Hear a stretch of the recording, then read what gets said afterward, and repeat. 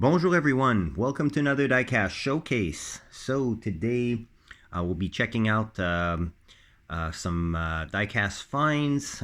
Quick hunt at the end of the week basically yielded some not too bad results. I did stop by a thrift store. I also stopped by a discount store and a reject store and a pharmacy.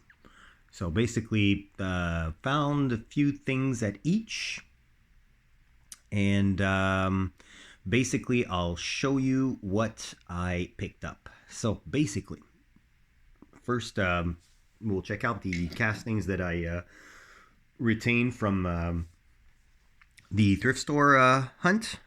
Nothing nothing as good as the last few times if we're talking about thrift store, but I'd still managed to pick up half a dozen castings that I really enjoy and that are going to be added to the collection. Did discard about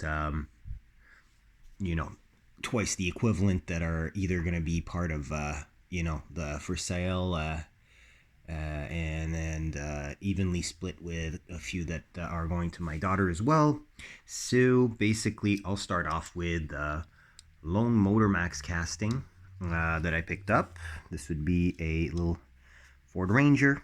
I didn't have this casting yet, and I think it's pretty much the only US spec Ford Ranger 1/64th or thereabouts scale casting that has been made. Axles are really tweaked, as you can see. It's going to need some work, obviously. Well, actually, it's going to need a wheel swap, which could be in the plans, all depending.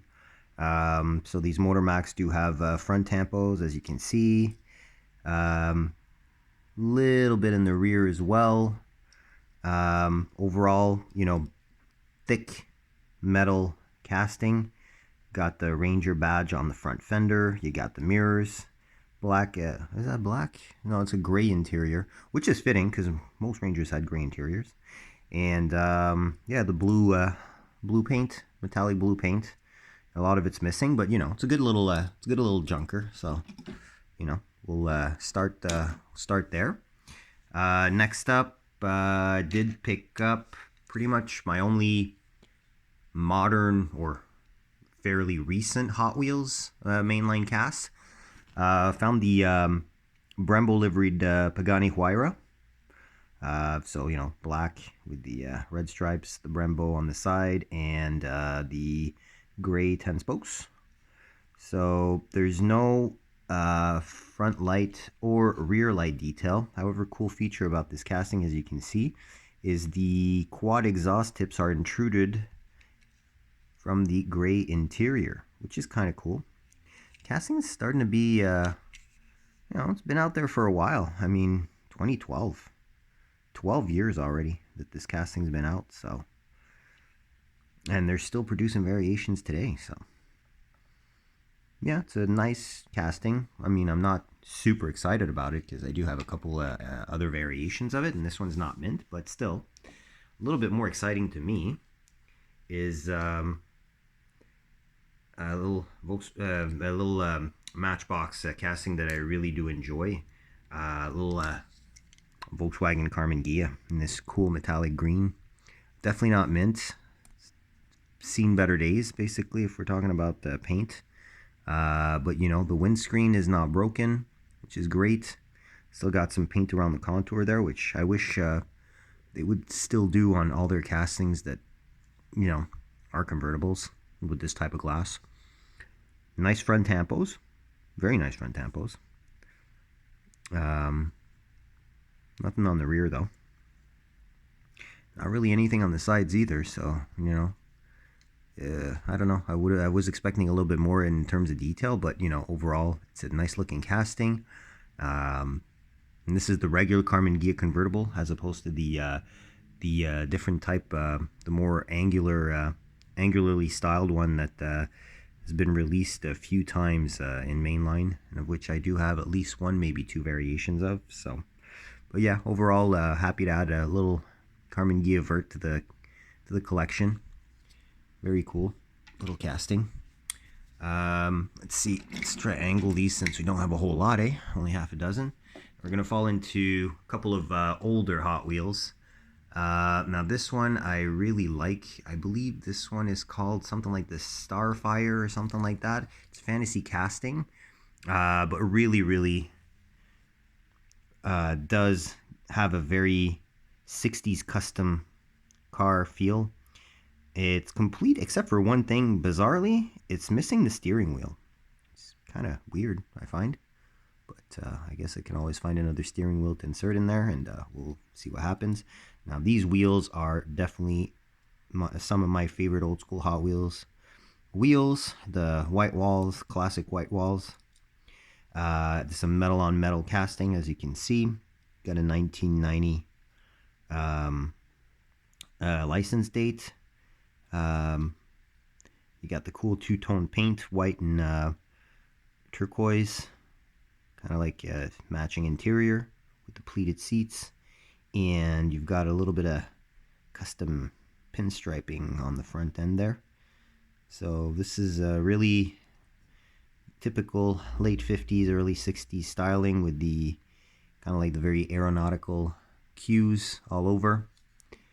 And of course, you've got that Continental kit style. I'm assuming it's a spare wheel, although could very well be a jet engine, or I don't know, but it's probably not a jet engine because these headers tell me it's got a V8 under the hood, so can't really see a V8 under the hood. But yeah, but this is a casting that I really like. I find it's you know, super retro, funky, crazy, and you know, it's got the right paint job, the right wheels. Other beautiful classic Blackwall car era car. It's really nice. I believe this is the ZZ Top Ford with black walls, obviously, metal on metal. 1979, this one for the license date. And yeah, it's in pretty good conditions. Got both its lights, the bumpers are intact, the plastic fenders are still there. You know, it's got a few nicks and scrapes, but overall, you know, a few stains. Don't know what this black stuff is. I don't know if that would come off or if it would take the paint with it. No, it does kind of come off. I don't know what that is, but you know, as usual, as found, as we say in French, dans son jus. So, in its juices, kind of refers to example a car that you would find in storage that has been stored for a long time, and you know, you just show it as it's found, you know, kind of like barn find type of thing. And the last Lucy that I found is actually something I was kind of surprised about. We've got a Matchbox 50th anniversary premium car, and it is this Chevy Suburban with the opening doors. So you got a little hard hat right there on the seat. It's very detailed. It's got a plastic base, but it's got rubber tires and really cool looking steelies. I definitely like that. It's got the full very detailed deco. Obviously not in the best condition. As you can see, one of the wheels is kind of screwed up. And it took a hit or something, and the rim got deformed. And it's going to be very hard to get the tire back on top to hide most of the damage. Because I don't know how long this thing stayed in the condition it did, but I'm trying to finesse it back there, but you know, it's not really coming back on the rim. Either way, very cool piece. You know, would be great if it was mint, but I mean, look at all the details. The wiper, the third brake light, you know, this is fully detailed, so still rolls pretty well. But yeah, and this door kind of wonky, kind of opens up by itself, so. But overall, interesting find. At least I find that it's interesting. It's not something that you see quite commonly, these higher end Matchbox cars, especially not in a thrift store bag. So that's the loose part of the finds. I did find two cool little I I'm not sure if I should call them oddities or if I should call them basically, I don't know. Either way, they're two little Maisto fresh metal cars, and it's a new series called the tune-ups. And these two I did find in kind of like a bargain store. So $1.49 Canadian, which is about maybe the price of a mainline Hot Wheels in USD for US Walmart pricing. So not the cheapest store, but pretty much this is what, they're real dollar cars basically. So yeah, two models here. They're different. One is kind of like a Hako or Ken Mary Skyline looking, the white one here. As you can see, it's got the tilted front lights. It's got the oil cooler on the front, the exposed oil cooler. It's got the fender flares, the riveted fender flares. And, the back kind of looks like Hako's lights. And it's got the little spoiler on the back there. But cool looking little piece, I find. I mean,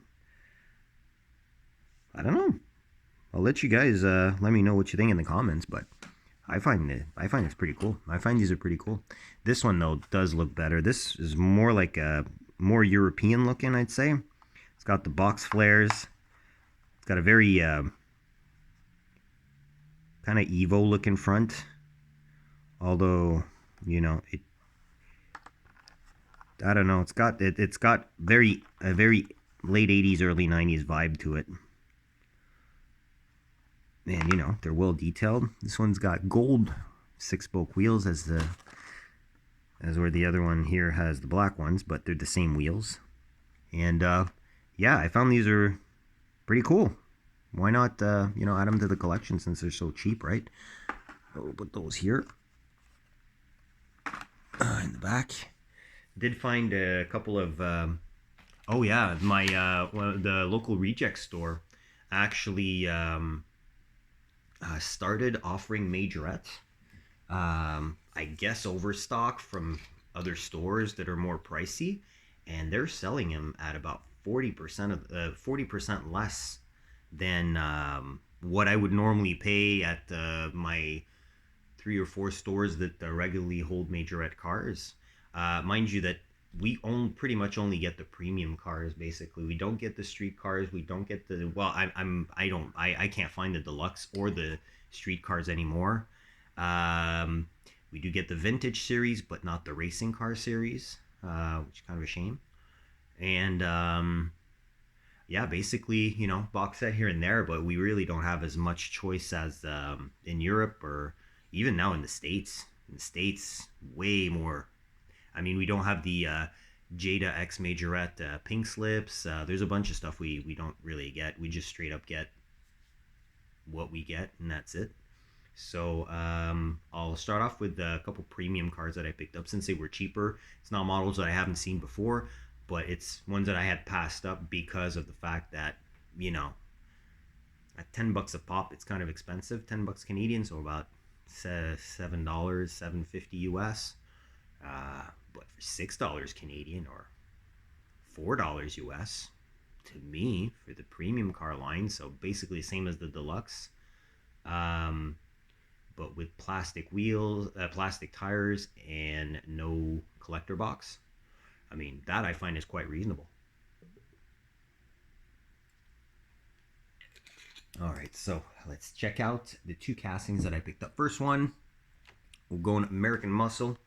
And I do like the fact that compared to its direct competitor, this is a way better representation of a modern muscle car.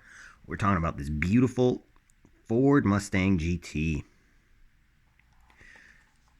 in my favorite color, this side of Highland Green, like the bullet. This really cool baby blue, grabber blue, petty blue, whatever you want to call it. The light blue, golf blue, I don't know, but it's really nice. I love the fact that it's got the clear lights on the back. They are painted. They are not inserted. It's got all the badging, the GT badging. Obviously, you can't see the one on the fender here because the door is open. Because, you know, the door is open. And you've got some lensed features on the front for the lights. A little galloping horse is done on the on that front grille. Nice black interior, and these newer design 5-spokes look really good in my opinion compared to the older models of wheels that Majorette produces. So this one is my only you know, current gen Mustang that I have in the collection. Well, actually it's previous gen Mustang now, since 650 came out. So my only Majorette S550 Mustang, and good looking one. I like it. Next, let's move this just over a bit. There we go.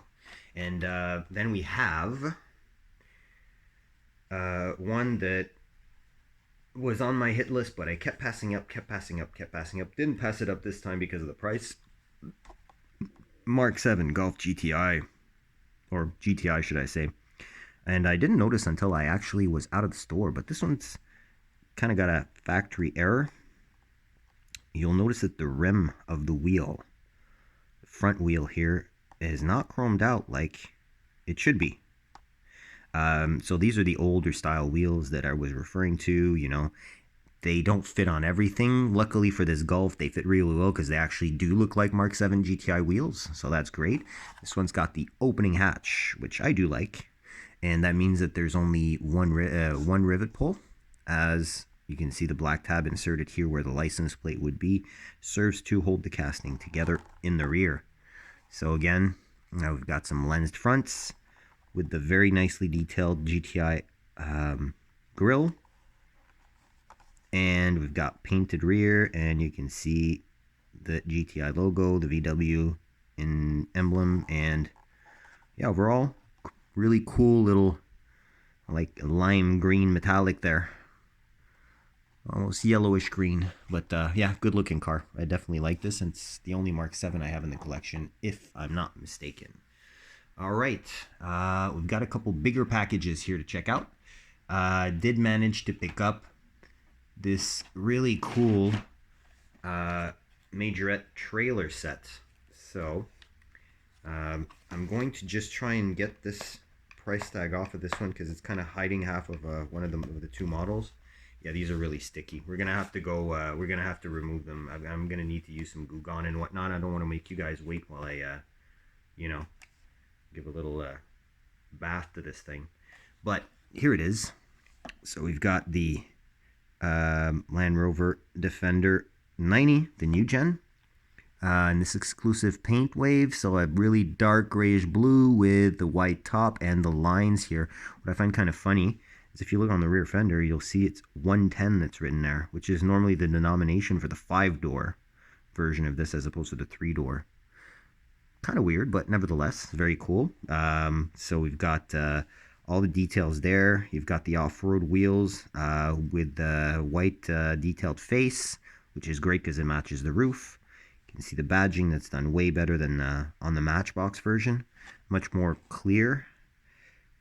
It's kind of a shame that the rear wheel does not match, but at the same time it's normally covered anyways, so that kind of makes sense. And we can not really see it all that well, but here's your front with the lensed lights, the Defender badging on the top of the hood, detailed grille with the off-center Land Rover badge, and some nice molded details for that grille portion of the bumper. So very nice, and it comes with this nice little Airstream trailer with the cardinal points.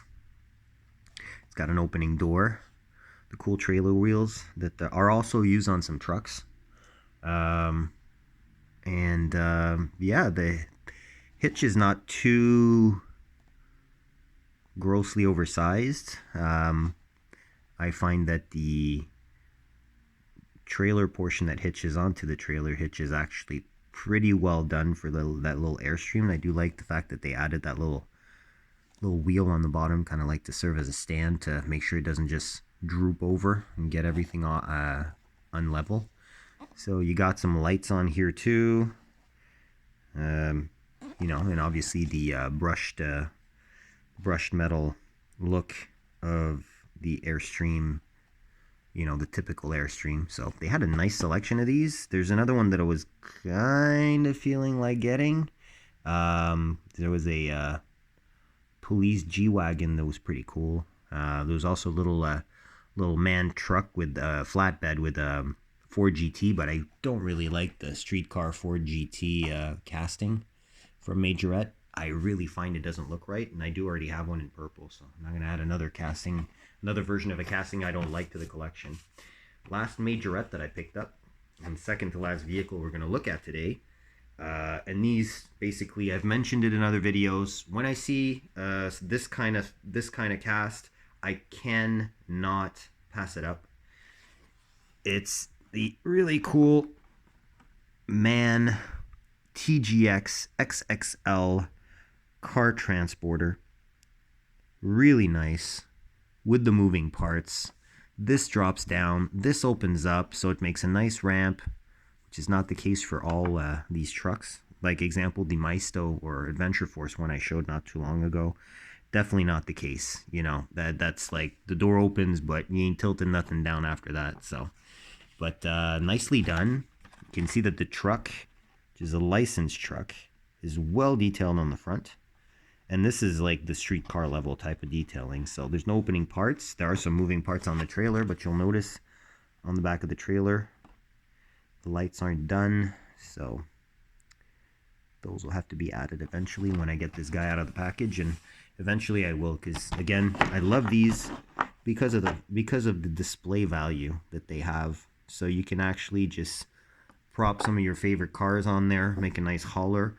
And it looks good displayed on a trailer like that. So, and I find most of the time one does not outweigh the other if we're talking about, overall, who's taking the, you know, the center of attention between the cars or the truck. Last thing I picked up is second one of these I'm going to be adding to the collection. First one was more for review purposes, but this one's really because I really like it. We are talking about the Pullback Speeders, and I did manage at last to locate this Mazda RX-8 Custom. Definitely wanted it. Nice wide body RX-7. Of course, Hot Wheels Drift, so it's set up with a drift livery, big wing that you can see here with the Mazda logo on there. It's got really kind of like Rocket Bunny style kit on it. So very, very cool. Opening doors, as you can see here. It's got the aero discs. It's a nice shade of dark metallic red. And why not take it out of the package? Just take a closer look at it. See what we can see. Did not prepare myself to cut packaging. Let me just get the trusty box cutter out. Go. Open the box.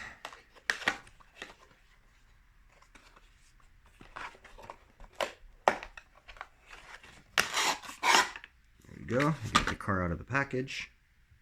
A little box here. If ever you guys did not watch my previous video and you want to know what's in the first wave of these, here it is. So the one that I showed you is the Mighty K in the smack in the middle. Everybody's always after the Porsche, but I mean the big problem with the Porsche as well as this Evo, the wheels in the back are just too large. And I know this is becoming redundant because I see it every time I see one of these in a video. Sometimes bigger wheels in the back do work. Like on the Low Lux, yeah, definitely. I can see that happening. But on an Evo, why would you have bigger wheels in the back and on the front? The car's front-wheel drive based, and it's all-wheel drive. So you're just going to ruin your rear diff. You're going to screw up your speed sensors. I mean, it's just not going to work. Transfer case is going to be overworked. And all the active yaw control and all that stuff, it's just not going to work with staggered wheels like that. I mean, in diameter, overall diameter, tire and rim included. You know, Porsche technically could work with larger diameter wheels in the front, in the back, but it should just have wider wheels in the back. You know, and I mean, this literally looks like it's running 17s in the front and 22s in the back. I mean, it makes no sense whatsoever. But I digress. These are toys. It's not a big deal, and thankfully, the actual RX-8 does not have these staggered wheels. I'm trying to get this out of the package for you guys so we can check it out. Why the heck is this not spinning? Remember last time I had a little bit of a hard time with this too. It's got a lift. Yeah, that's it. Lift, turn, and poop comes right out of the box. There we go. All right, so let's take a closer look. This is a nice piece. It's not perfect, but it's nice. So here it is. So there we go. Mazda RX-8. The four-door coupe. Two of the four doors actually open, and I'm pretty sure these would not open anyways because of the roll cage, you know, the Lexan and all that stuff. They're probably condemned shut, you know. It's a left-hand drive car. Steering wheel is great from far, but far from great. There's no air passing between the spokes. Got the race buckets with the harnesses. Pretty cool. It's got the mirrors, which is great. Inserted lights that are part of the grill inserts as well, so they're just black. You know, yeah, I guess. You still get some cues from the little Renaissance styling cues to mimic the infamous Dorito. Great arrow, great looking arrow though, I'll tell you. And you know, despite these being very chrome, these larger aero disc wheels do look pretty good. I like the back here because the lights are lensed as well, but they're actually red. They don't seem to be lensed, but they are actually different parts, and that's good. Propped sunroof, very nice little detail there. And you got the huge Canon style dual exhaust, which is pretty cool. Works very well on a drift car, and you got like the F1 looking fourth brake light because the third one's there. So yeah, they're gonna see you braking, that's for sure. But yeah, so very cool. And you got, of course, the Mazda, big Mazda logo on that duckbill spoiler on the back. So very, very cool. I'm pretty happy about this, honestly. I find it looks really great, and happy to add it to the collection. And this one will be more for display than the Mighty K that's currently, you know, it's on display, but not necessarily very visibly. So there you go. Hopefully you enjoyed checking out these little finds, a little humble haul, you know, nothing crazy, but nice variety in my opinion. So if you enjoyed, hit the like, comment your feedback, subscribe for more episodes that drop weekly. And on that, I'll wish you best of luck on your hunts. Stay safe out there, and I'll catch you on the next one. Take care. Bye-bye.